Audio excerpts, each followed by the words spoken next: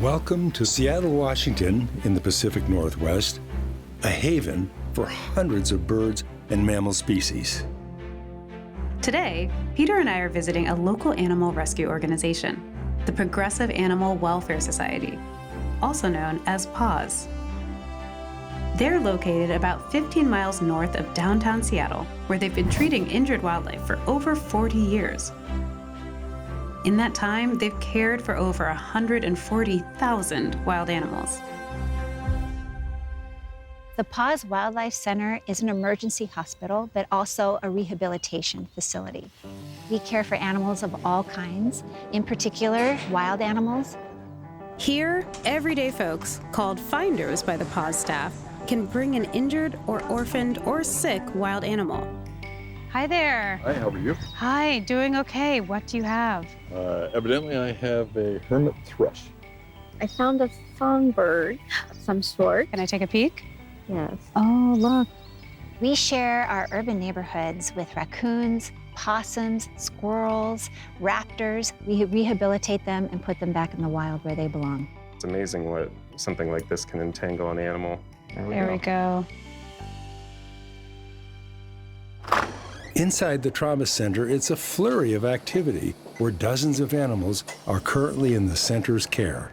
This is a very impressive one, this whole wall, and medication and diets. This is our triage center. When an animal comes in and has an injured wing or is sick, it comes into our hospital, it gets an initial physical examination by one of our rehabilitators. Just going to be checking for any signs of upper respiratory infection, kind of some of the similar symptoms to humans. They find out what's wrong and how they're going to help it. If it needs to have a surgery, then it goes into veterinary care where our veterinary team takes care of it. If it's just a baby who is orphaned for some reason, then it goes into a different part of the hospital where it grows up and it gets the nutrition that it needs. We have 6 bobcats in care right now, kittens, which is, I think, a record for us. Kittens who are healthy and happy, and they're all together, and they'll be with us through the winter.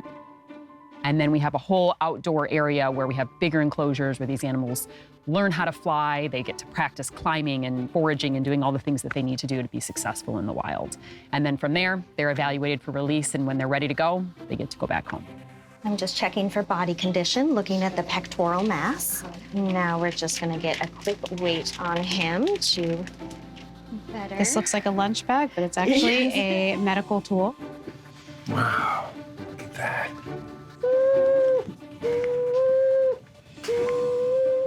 You are such do it a lot. team. Yeah, we do it a lot. We got a good team here. Next, bring on the next bird. Let's go.